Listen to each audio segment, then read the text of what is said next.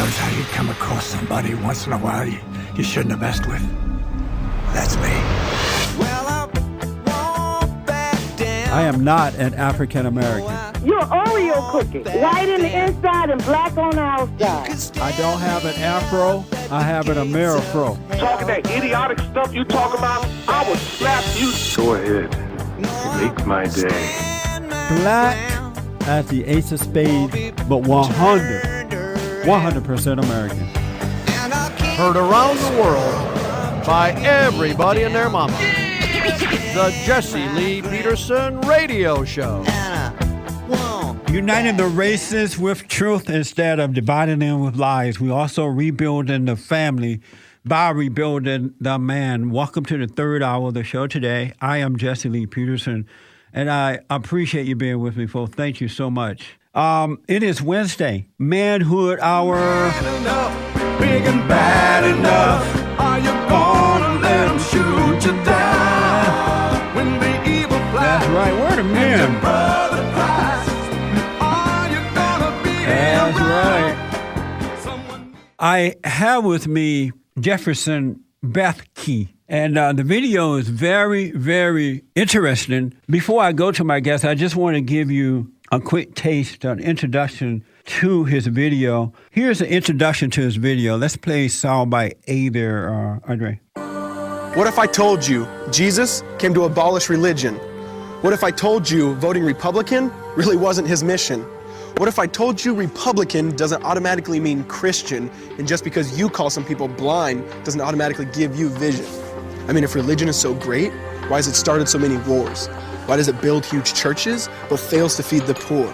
Tell single moms God doesn't love them if they've ever had a divorce, but in the Old Testament, God actually calls religious people whores.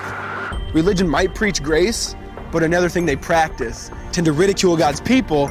They did it to John the Baptist. They can't fix their problems, and so they just mask it, not realizing religion's like spraying perfume on a casket. See, the problem with religion is it never gets to the core. It's just behavior modification, like a long list of chores. Like, let's dress up the outside, make it look nice and neat. But it's funny, that's what they used to do to mummies while the corpse rots underneath. Jefferson, welcome to the show, sir. How you doing? All is well. Thanks for coming on. Yeah, I'm excited, man. Thank you for having me. You are a Christian, right? Yeah, love Jesus. Love Jesus. All about him. You love Jesus. And are you a Democrat or Republican? I'm apolitical.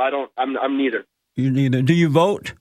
Yes, I do vote. And how do you tend to vote, Republican or Democrat? Well, I haven't voted yet in an election, so we'll see. So you never vote? You have never voted? I mean, not in the presidential or anything, because I'm only 22. Oh, so okay. I'm a youngin'. Let me ask, in this first video, the introduction that I played, why did you mention a Republican? That's a great question. To me, it could have gone either way. My point I was trying to prove there was that it's all about Jesus. There's a book I just read by Tullian Tchividjian. He's the grandson of Billy Graham, and he has a book called Jesus Plus Nothing Equals Everything. And that's what I realized is that in 1 Corinthians 15, the Apostle Paul calls the gospel of first importance, which he says there's some type of deference with the gospel, meaning it should be elevated above other secondary issues. And I get leery sometimes that I think we try to add something to Jesus, like Jesus plus whatever party you vote for, Jesus plus do you believe in spiritual gifts, Jesus plus what church do you go to.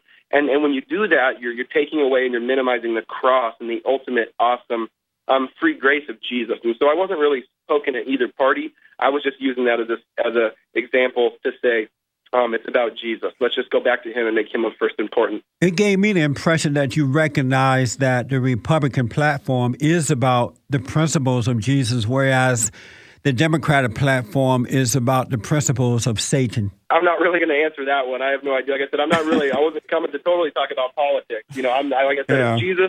Jesus plus nothing equals everything. And that's why I said it doesn't matter what party you vote for, what church you go to, if you believe in the gifts, if you want to have a beer or not sometimes, it's just Jesus. Do you believe in Jesus, and does he transform your life?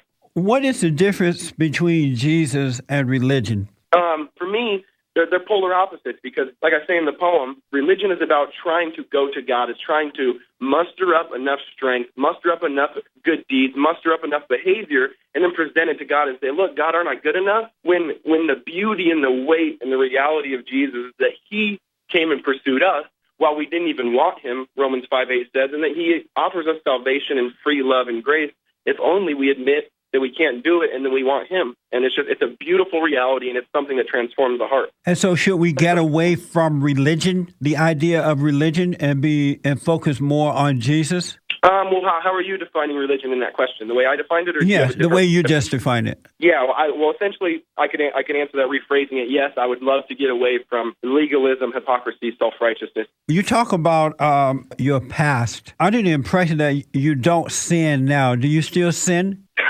Oh, yeah, all the more. I mean, it's not, but I have grace that covers me and grace that transforms me. So it's not that I don't sin. So being a Christian isn't that I'm better than anyone. It's that I know the King and I know Jesus, and he represents me, which now means I have freedom to struggle. That's the beauty of the cross, is that God knew we were going to be messy. God knew we were going to need help, and God knew we were going to be broken and fumble and stumble and actually need his grace. So you are sinning more now that you know Jesus than you did prior to knowing him. No, I mean, I came off wrong. I meant, when I said that, I didn't mean that. I was trying to quote Romans 6, where the Apostle Paul actually says, shall you sin all the more so that grace may increase? And he says, may it never be. So that's not what I meant. I was saying that I still sin, and I'm trying to grow every day into his likeness and more into his image. And by his grace, I'm doing that, and then I continue to put off sin. The only thing is I no longer try to hide it. When it's there, I say, Jesus, will you come deal with this? Will you come help me? Was Jesus of sin, or was he sinless? Jesus was sinless, and that's all throughout the scriptures, that Jesus was sinless, that he had the ability to sin, but he never did, which made him a perfect high priest, Hebrews says, which means that since he was sinless, he was able to play that middle role that no one will ever play again in history as the fully God and fully man. So he was 100% man and sinless to be a perfect sacrifice, but only God has the power to forgive sin, but only man has the ability to pay for it. And so once we believe in Christ, who believed in his Father God, who did not sin, don't we have a new nature, which is a sinless nature now? Oh, totally. I'm right there with you, Jesse. Do you attend a church right now? Yeah. What's the name of your church? Mars Hill. Mars Hill. Oh, okay. Have you ever heard of a Reverend Mark Driscoll? I have.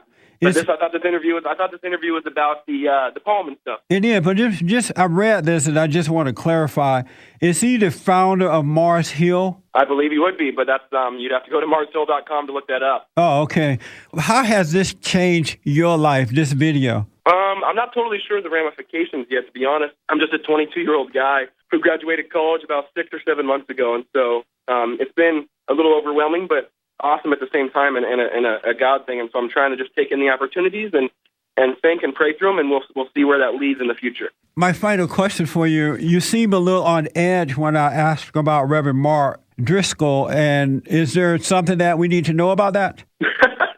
No, not at all. Not at all. I just didn't want to go a route. It had nothing to do with Mark. I just wanted to make sure to stick to the poem, because that was just something someone told me. It's just, hey, when someone tries to go somewhere else, just bring it back to the poem. So I was just trying to put my college degree to work there. Oh, I see. The reason I asked about him, I had him on my show last week, and he put his tail between his legs and ran. He was set for an hour or so, and he couldn't take the heat, so he got out of the kitchen.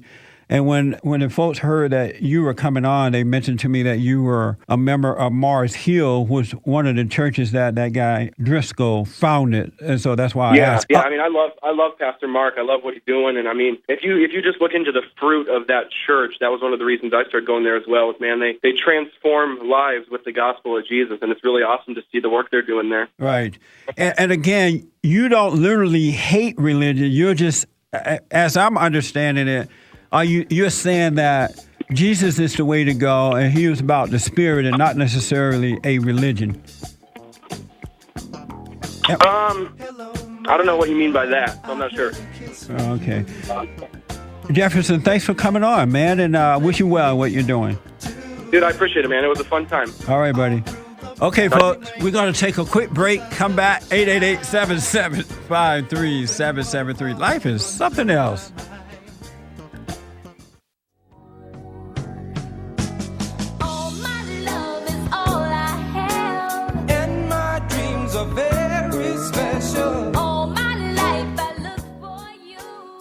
Because he took the crown of thorns and the blood dripped down his face. He took what we all deserved I guess that's why you call it grace. And while being murdered, he yelled, "Father, forgive them. They know not what they do." Because when he was dangling on that cross, he was thinking of you. And he absorbed all your sin and he buried it in the tomb, which is why I'm kneeling at the cross saying, come on, there's room. So for religion, no, I hate it. In fact, I literally resent it. Because when Jesus said, "It is finished," I believe he meant it. Oh, I had not heard that part. Oh, that was another soundbite from a Jefferson Bethke YouTube video. You can go on YouTube and watch that video for yourself, make your own decision about it. It was interesting, though, when I asked about Reverend Mark Driscoll and the fact that he's a member of Mars Hill Church. You can see the tension change there, something come up. The guy is a little young guy. He's just starting out. Leave the guy alone. Lord have mercy. Leave the boy alone. I'd rather have him singing about Jesus than to be out there killing somebody. This has been the Jesse Lee Peterson Radio Show, produced by Bond Action. To access the podcast of this show, visit us on the web at bondaction.org.